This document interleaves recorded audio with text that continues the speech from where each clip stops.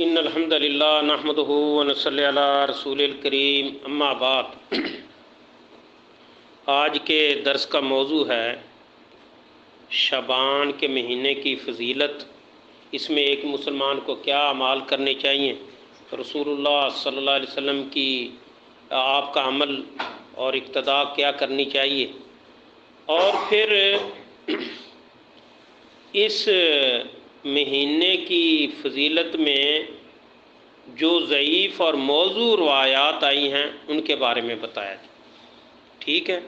تیسرا یہ ہے کہ جو شب برات کی، یعنی جسے ہم شب برات کہتے ہیں، اس کی حقیقت کیا ہے اور اس کا عمل کب سے شروع ہوا اور یہ کیسے دوسرے ملکوں میں پہنچی، شہروں میں پہنچی۔ اور چوتھا یہ ہے کہ صحابہ تابعین شب برات کو مناتے تھے، ان کا کیا عمل تھا، یہ ہے۔ تو اس کے بارے میں جب ہم غور سے سنیں گے اور ان سارے موضوع کو، تو انشاءاللہ اس کی حقیقت واضح ہو جائے گی۔ سب سے پہلے ہے کہ شعبان کی فضیلت، اس بارے میں صحیح روایات آئی ہیں کہ رسول اللہ صلی اللہ علیہ وسلم کے بارے میں کہ آپ کا عمل کیا تھا۔ ام المومنین عائشہ رضی اللہ عنہ فرماتی ہیں کہ رسول اللہ صلی اللہ علیہ وسلم رمضان کے بعد نفلی روزے شعبان میں سب سے زیادہ رکھتے تھے، بہت تھوڑے روزے چھوڑتے تھے، اور ایک روایت میں ہے کہ مکمل بھی رکھتے تھے، لیکن علماء کہتے ہیں کہ نہیں، یہ زیادہ کہ یعنی اس وجہ سے مکمل مہینے کا کہا گیا ہے کہ بہت تھوڑے سے 2-4 روزے چھوڑ دیے۔ تو یہ آپ اس کے مہینے میں آپ کا عمل تھا کہ کثرت سے روزے رکھتے تھے، اور اس کا سبب کیا تھا؟ دوسری روایت جو صحیح سند کے ساتھ آئی ہے کہ حضرت اسامہ ابن زید رضی اللہ تعالیٰ عنہ فرماتے ہیں کہ میں نے رسول اللہ صلی اللہ علیہ وسلم سے عرض کیا کہ یا رسول اللہ صلی اللہ علیہ وسلم، آپ شعبان کے مہینے میں نفلی روزے کا بہت زیادہ اہتمام کرتے ہیں، اس کی حکمت کیا ہے؟ تو رسول اللہ صلی اللہ علیہ وسلم نے وجہ بیان فرمائی 2۔ پہلی وجہ تو یہ فرمایا کہ لوگ اس مہینے میں روزے نفلی روزوں سے تساہل کر جاتے ہیں، غفلت کرتے ہیں۔ رجب اور رمضان کے درمیان یہ مہینہ آ جاتا ہے تو لوگ کیا کرتے ہیں، غفلت کر دیتے ہیں کہ رمضان جو آ رہا ہے، تو یہ اس لیے میں اس مہینے میں زیادہ روزے رکھتا ہوں۔ اور دوسرا سبب آپ نے فرمایا کہ اس مہینے میں اللہ تعالیٰ کے ہاں اعمال پیش ہوتے ہیں، یعنی سالانہ رپورٹ پیش ہوتی ہے ہر بندے کی۔ تو میں یہ چاہتا ہوں کہ میرا عمل جب میرا نامہ اعمال جب اللہ کے ہاں پیش ہو تو میرے نامہ اعمال میں روزے لکھے ہوں۔ تو یہ سبب ہے، تو یہ عمل ہے رسول اللہ صلی اللہ علیہ وسلم کا، اور یہی حقیقت ہے کہ اس مہینے میں کیا کرنا چاہیے۔ جس بندے کو اللہ تعالیٰ توفیق دے، زیادہ سے زیادہ کثرت سے نفلی روزے رکھنے چاہیے، کثرت سے۔ اب اس کے بارے میں جو روایات آئی ہیں، خاص طور پر نصف شعبان کے بارے میں، جسے ہم اردو میں شب برات کہتے ہیں، اس کے بارے میں روایات آئی ہیں، اور کوئی شک نہیں کہ روایات تو بیان ہوئی، لیکن اس کی سند کی کیا حیثیت ہے، صحت کی، تو میں کچھ بیان کر دیتا ہوں، کیونکہ میں نے دیکھا تھا پاکستان میں جب یہ 15 شعبان آتی ہے، شب برات آتی، تو بڑی حدیثوں کو لکھا جاتا ہے، اور عام آدمی یہ سمجھتا ہے کہ یہ روایات تو صحیح ہیں، اس کی فضیلت میں بہت بیان کی جاتی ہیں۔ تو ذرا آپ سنیں انہیں تاکہ آپ کو علم ہو جائے کہ روایات کی حیثیت کیا ہے۔ پہلی بیان کرتے عبداللہ ابن مسعود رضی اللہ عنہ فرماتے ہیں رسول اللہ صلی اللہ علیہ وسلم سے انہ قال من صلی 100 رکعہ فی لیلۃ نصف من شعبان یقرأ فی کل رکعہ فاتحۃ الکتاب فی لیلۃ نصف من شعبان۔ کہتے ہیں کہ عبداللہ ابن مسعود رضی اللہ عنہ فرماتے ہیں کہ رسول اللہ صلی اللہ علیہ وسلم نے فرمایا، جو شخص 15 شعبان کی، یعنی شعبان 15 شعبان کو رات کو وہ 100 رکعتیں پڑھتا، کتنی؟ 100 رکعتیں، اور ہر رکعت میں سورہ فاتحہ کے بعد 5 مرتبہ سورہ اخلاص پڑھتا ہے۔ میں سورہ فاتحہ پڑھ لوں تو ہر رکعت میں 5 مرتبہ سورہ اخلاص کو پڑھتا ہے۔ انزل اللہ تعالی علیہ 500 الف ملک، تو 500 ملک، تو اللہ تعالیٰ ان کے یعنی 500 فرشتے بھیجتا ہے۔ کتنے؟ 500 فرشتے، اور ہر فرشتے کے پاس 500 فرشتے آ گئے نا نازل ہوئے، ہر فرشتے کے پاس رجسٹر ہوتا ہے نور کا، اور اس کا ثواب قیامت تک لکھا جاتا ہے۔ کتنا؟ کب تک؟ قیامت تک 500 فرشتہ نازل ہوتا ہے۔ اگر آدمی 100 رکعتیں پڑھ لے، لیکن اس کی شرط یہ ہے کہ ہر رکعت کے جب سورہ فاتحہ پڑھی تو 5 مرتبہ سورہ اخلاص بھی پڑھے۔ تو اس کے بارے میں یہ روایت کی حیثیت کیا ہے کہ اس کے بارے میں امام علامہ عبدالعزیز بن باز فرماتے ہیں کہ یہ حدیث موضوع ہے، یہ کھڑی گئی ہے۔ اسی طرح ایک اور حدیث ہے، وہ ہے ابو ہریرہ رضی اللہ تعالیٰ عنہ سے کہ رسول اللہ صلی اللہ علیہ وسلم نے فرمایا من صلی لیلۃ نصف من شعبان 12 رکعہ، کہ رسول اللہ صلی اللہ علیہ وسلم نے فرمایا جو آدمی 15 شعبان کی رات کو 12 رکعتیں پڑھتا ہے اور ہر رکعت میں قل هو اللہ احد پڑھتا، کتنا؟ 30 مرہ، 30 مرتبہ۔ پہلی میں کتنا تھا؟ 5 مرتبہ، اور اس میں ہے 30 مرتبہ، 30 بار سورہ اخلاص ہر رکعت میں پڑھتا ہے، لیکن یہاں رکعتیں 12 ہیں۔ لم یخرج حتی یرا مقعدہ من الجنہ، دنیا سے جب وہ جائے گا تو اس وقت تک روح قبض نہیں ہوگی جب تک کہ وہ اپنی جنت کا ٹھکانہ نہ دے۔ وَيَشْفَعُ فِي 10 مِنْ أَهْلِ بَيْتِهِ كُلُّهُمْ وَجَبَتْ لَهُ النَّارُ، اور اپنے گھر والوں میں 10 افراد کی وہ سفارش کرے گا، اور اس کی سفارش اللہ قبول کرے گا، ایسے 10 لوگوں کی کہ جن پر جہنم واجب ہو چکی تھی، تو وہ ایسے 10، اس کی بڑی فضیلت ہے، اس کی تو بہت بڑی فضیلت ہے۔ یہ کتنی رکعتیں پڑھنی ہیں؟ 12 رکعتیں پڑھنی، ٹھیک نا، 12 رکعتیں۔ لیکن اس کی سند کی کیا حیثیت ہے؟ علامہ ابن جوزی رحمہ اللہ نے اسے اپنی کتاب موضوعات میں بیان کیا ہے۔ وہ کتاب موضوعات کا مطلب یہ ہے کہ ایسی حدیثیں جو گھڑی گئی ہیں رسول اللہ صلی اللہ علیہ وسلم پر، یعنی جھوٹ بولا گیا ہے، یہ کتاب۔ اور دوسری اللہ مصنوعہ، علامہ سیوطی کی ہے کہ ایسی روایات جو بنائی گئی ہیں۔ علامہ سیوطی جو ہیں یہ موضوعات کو بھی صحیح قرار دے دیتے ہیں، بہت ڈھیلے ہیں، لیکن انہوں نے بھی اس روایت کو کیا کہا ہے کہ یہ جھوٹی، حالانکہ وہ بڑے متساہل ہیں۔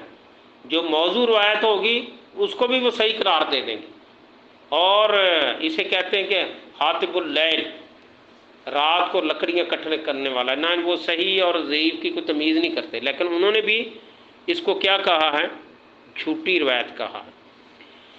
اسی طرح یہ روایت عبداللہ ابن عمر رضی اللہ تعالیٰ عنہ سے قال رسول اللہ صلی اللہ علیہ وسلم قرأ لیلۃ نصف من شعبان 1000 مرہ قل هو اللہ احد فی 100 رکعہ، فرماتے ہیں رسول اللہ صلی اللہ علیہ وسلم نے فرمایا کہ جو شخص نصف شعبان 15 شعبان کی رات کو 1000 مرتبہ قل هو اللہ احد پڑھتا ہے، کتنا؟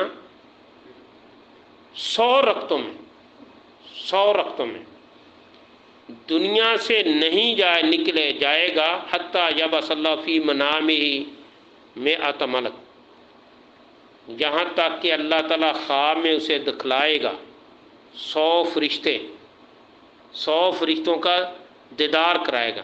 30 یبشرونہ بالجنہ، 30 فرشتے تو کہیں گے کھڑے ہو کے کہ اللہ تعالیٰ نے تجھے جنت دے دی۔ و30 یؤمنون من النار، اور 30 فرشتے جو کہیں گے کھڑے ہو کے کہیں گے کہ اللہ نے تیرے لیے تجھے جہنم سے بچا لیا ہے۔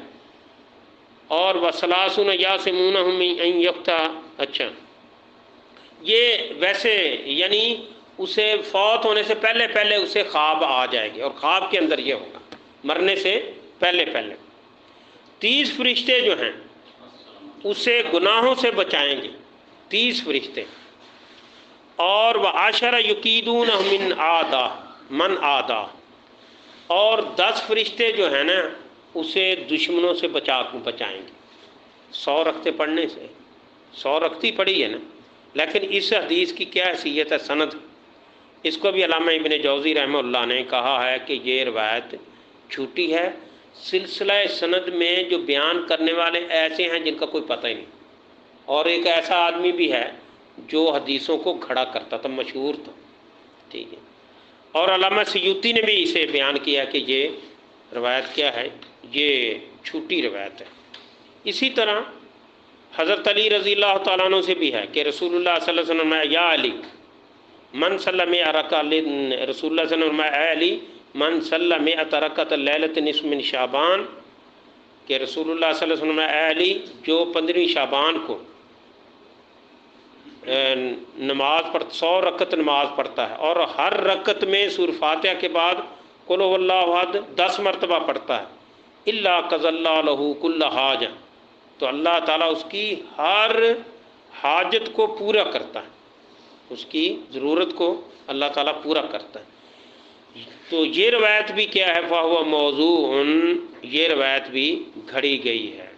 اور اسی طرح ابن حبان میں بھی روایت ہے کہ حضرت علی سے کہ رسول اللہ صلی اللہ علیہ وسلم علی فرماتے ہیں کہ رسول اللہ صلی اللہ علیہ وسلم اذا کان لیلۃ نصف من شعبان فقوموا لیلھا وصوموا نہارھا، کہ جب 15ویں رات ہو شعبان کی، رات کو قیام کرو اور دن کو روزہ رکھو، یعنی 16 شعبان کو روزہ رکھو۔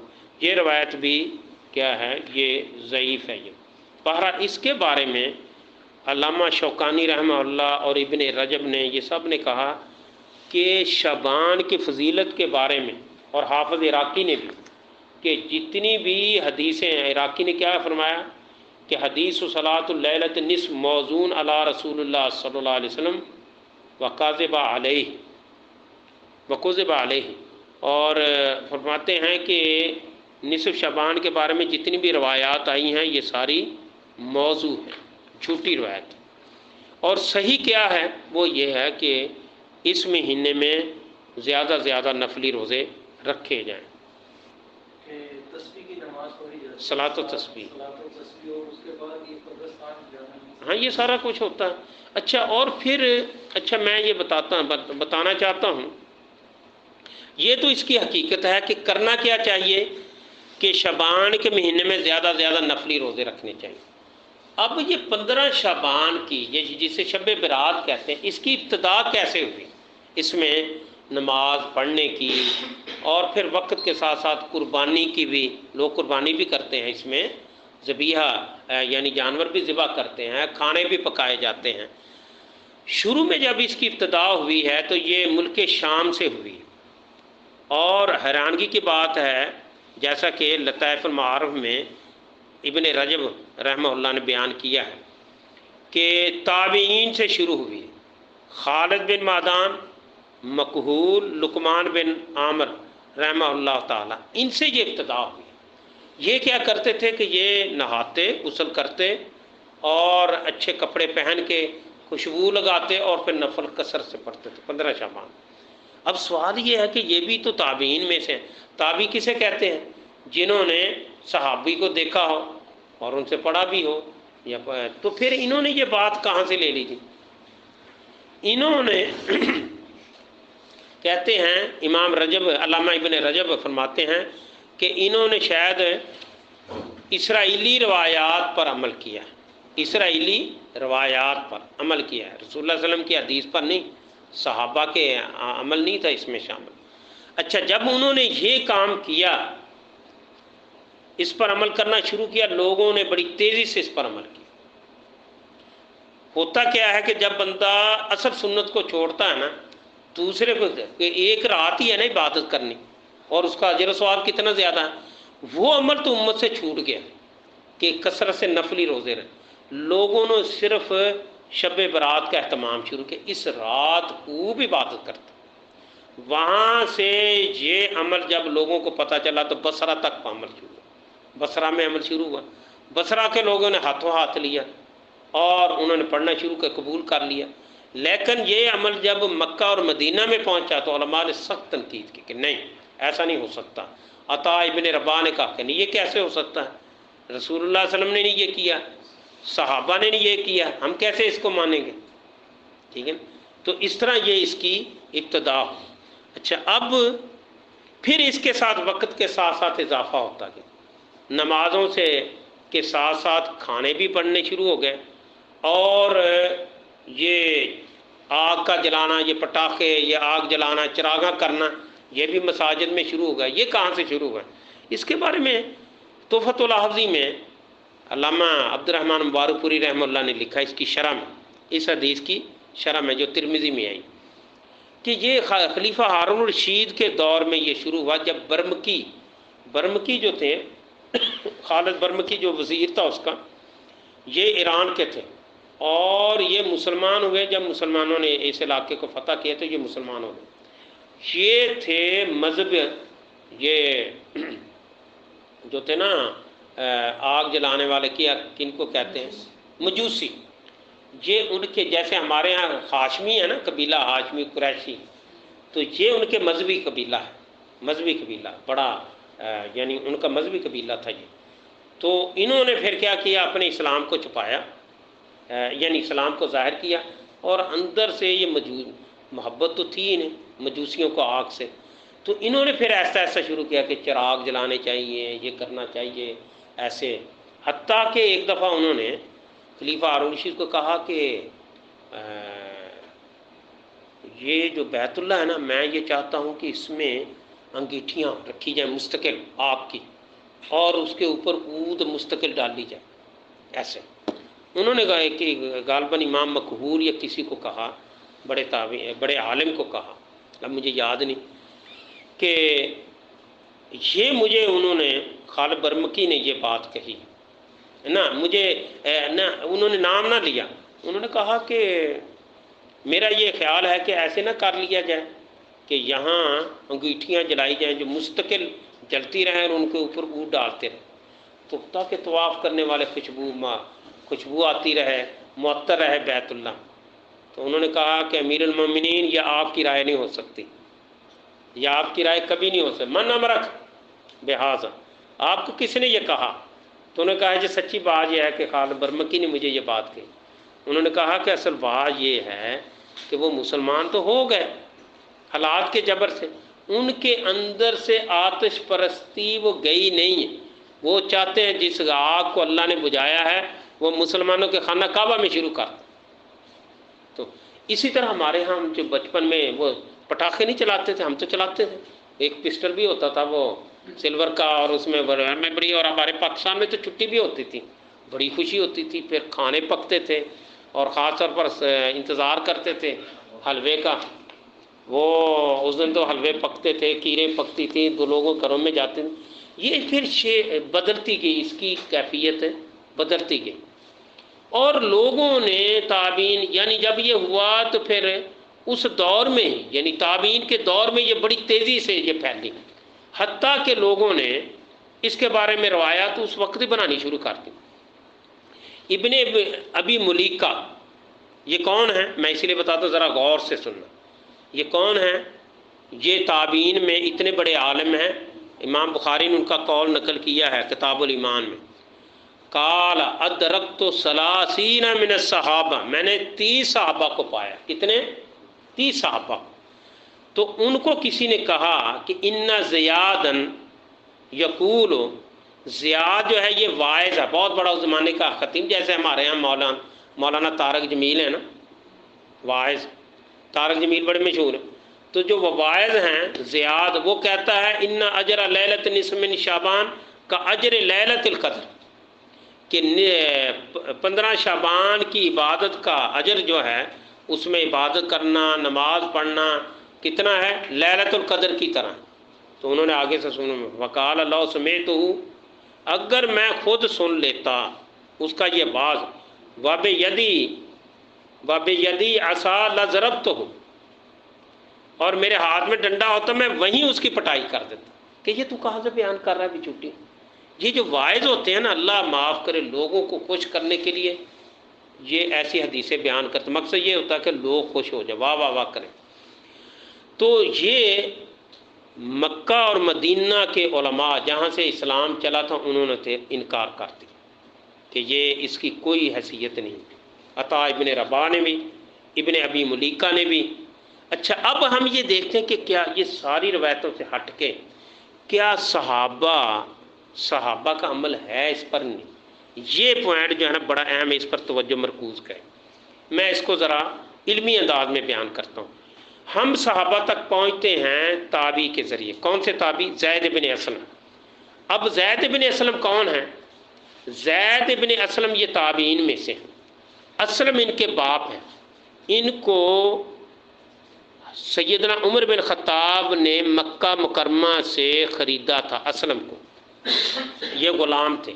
حضرت ابو بکر صدیق کی خلافت کا دور تھا. یہ غلام جو تھے نا ان کی خدمت بھی کرتے تھے اور پڑھتے بھی تھے. انہوں نے روایات بیان کی. انہوں نے پڑھا حضرت ابو بکر صدیق سے، عمر فاروق سے، حضرت عثمان رضی اللہ تعالیٰ عنہ، حتیٰ کہ ان کے بارے میں جیسے کہ امام الحجہ بڑی تعریف کی کہ امام بن گیا، اپنے وقت کے کیا بنے؟ امام بنے. اور حضرت عمر فاروق کی خدمت بھی کی، ان سے علم بھی لیا. انہوں نے علم بھی لیا. اب آپ اندازہ کریں کہ پھر انہوں نے ان سے ان کے بیٹے زید بن اسلم انہوں نے پڑھا. اب زید بن اسلم رضی اللہ رحمہ اللہ تعالی عنہ انہوں نے 6 صحابہ کو پایا. جابر بن عبداللہ ان سے پڑھا، سلمہ بن اقوا رضی اللہ تعالی عنہ ان سے، انس بن مالک رضی اللہ تعالی عنہ سے، ابو ہریرہ رضی اللہ تعالی عنہ سے، عبداللہ بن عمر رضی اللہ تعالیٰ عنہ، اور ام المؤمنین عائشہ رضی اللہ تعالیٰ عنہ. یعنی 6 صحابیات سے انہوں نے پڑھا. اور ان کے استاد کون سے تھے؟ حضرت اسلم، ان کے باپ سعید بن مسیب جو ابو ہریرہ رضی اللہ عنہ کے داماد تھے، اور علی بن حسین امام زین العابدین جو حضرت حسین کے بیٹے ہیں، ان سے انہوں نے پڑھا. اچھا پھر یہ وقت کے امام بن گئے. وقت کے امام بنے. مسجد نبوی میں ان کا درس ہوتا تھا، جس میں کہتے ہیں کہ 40 فقہا یا 70 فقہا ہوتے تھے ان میں. اور امام زین العابدین رحمہ اللہ تعالیٰ عنہ بھی ان کے درس میں بیٹھا کرتے تھے. ان کے درس میں بیٹھا کرتے. اب ان کے آگے سے استاد کون سے ہیں؟ مثلا امام مالک شاگرد جو ہیں، ان کے شاگرد امام مالک ہیں اور امام شعبہ، بڑے بڑے ائمہ جو ہیں ان کے شاگرد ہیں. ان کی میں کیونکہ بات ان کے حوالے سے شروع ہونی ہے اور تحقیق ہم نے ان کے ذریعے سے اصل مسئلے تک پہنچنا ہے، تو اس لیے پہلے ان کی علمی جو ہے نا حیثیت کو دیکھیں. تو ان کے بارے میں امام ذہبی نے کہا امام الحجہ والقدوہ، یہ حجہ ہیں اور یہ نمونہ ہیں عمل صالح کرنے میں سلف و صالحین کے. یہ بیان کرتے ہیں. ابن وضاح نے اپنی کتاب میں بیان کیا ہے کہ ان زید بن اسلم قال ما ادرکنا احدا من مشایخنا ولا فقہائنا یلتفتون الی نصف من شعبان. کہتے ہیں کہ ہم نے اپنے مشائخ اور فقہا کو نہیں دیکھا. مشائخ کون ہیں؟ یہ 6 صحابہ اور تابعین جو ہیں. صحابہ کون سے؟ حضرت عائشہ رضی اللہ عنہ جو میں نے بیان کی ہیں.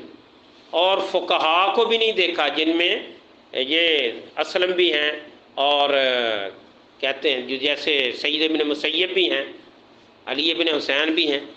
اور انہوں نے ان کے باپ اسلم جو تھے حضرت عمر فاروق رضی اللہ عنہ کے پاس پڑھے، ان سے پڑھے. خلفائے راشدین سے پڑھا انہوں نے نہیں بتایا، ان کو بھی نہیں دیکھا کہ وہ 15 شعبان کی رات کی طرف انہوں نے کوئی توجہ کی ہو، کوئی عبادت کی ہو، انہوں نے نہیں دیکھا. اور نہ ولا یلتفتون الی حدیث مقہول، اور مقہول جو تابعین ہیں ان کی طرف، ان کی بات کی طرف کوئی توجہ نہیں کی کہ وہ 15 شعبان کی بات کرتے تھے، نہ انہوں نے دیکھے. ولا یرون لہا فضلا علی ما سوا، اور اس کی فضیلت کے بارے میں کوئی نہیں انہوں نے بیان کیا کہ حضرت عائشہ رضی اللہ عنہ نے، حضرت عبداللہ بن عمر نے، جابر بن عبداللہ. آخر تو عمل ہونا چاہیے. اگر یہ بات نقل ہوتی تو ان کے باپ اسلم بیان کرتے کہ خلفائے راشدین اس رات کو جاگا کرتے تھے، کوئی نہیں بیان کی۔ تو یہ بات ساری روایتیں ایک طرف ہو جائیں، عمل صحابہ کیا ہے کہ نہیں ہے۔ کچھ تابعین کا جو میں نے بیان کیا ہے، وہ تابعین خالد بن معدان، مکحول، لقمان بن عامر، وہ بھی تو تابعین تھے۔ یہ بعض لوگ ہوتے ہیں جن کے اندر عبادت کا زیادہ ہوتا ہے اور حدیث کے معاملے میں نرم ہوتے ہیں، انہوں نے اسرائیلی روایات پر غالباً عمل کیا، کیونکہ صحابہ کا تو عمل نہیں ہے اس بارے میں، ٹھیک ہے۔ اور پھر یہ ملک شام سے جب بصرہ میں پھیلا، پھر پوری مملکت اسلامیہ میں پھیل گیا، اور مکہ مدینہ کے علماء رہ گئے اتفاق، وہ کہتے کہ نہیں ہم نہیں مانتے۔ تو امام مالک نے بھی رد کیا سختی سے کہ نہیں اس کی کوئی فضیلت، اور امام مالک نے تو صحابہ کی اولادوں کو دیکھا، عمل اہل مدینہ اس پہ نہیں۔ تو جتنی بھی روایات بیان کرنی یہ ایسے ہیں ایسے، اگر یہ بات ہوتی تو صحابہ کرام کرتے۔ اچھا پھر اس کا نقصان کیا ہوا؟ نقصان اس کا یہ ہوا جو اصل کام تھا کہ پورا مہینہ نفلی روزے رکھنے، وہ تو ختم ہو گیا، وہ تو لوگ علماء بیان کرتے ہی نہیں ہیں کہ اس پورے مہینے میں کبھی آپ نے سنا نہیں 15 شعبان کی فضیلت، ایک رات کی فضیلت پر توجہ مبذول ہوئی اور رسول اللہ صلی اللہ علیہ وسلم کا نمونہ ہم سے ختم ہو گیا۔ تو یہ ہے اس کی شرعی حیثیت کہ اس کے بارے میں کوئی صحابہ سے ثابت نہیں، جو روایات بیان کی جاتی ہیں وہ سندن کیا ہیں، ضعیف ہے۔ اللہ سے دعا ہے کہ اللہ تعالی ہمیں رسول اللہ صلی اللہ علیہ وسلم کی سنت پر عمل کی توفیق دے اور صحیح حدیث پر عمل کی توفیق دے، آمین۔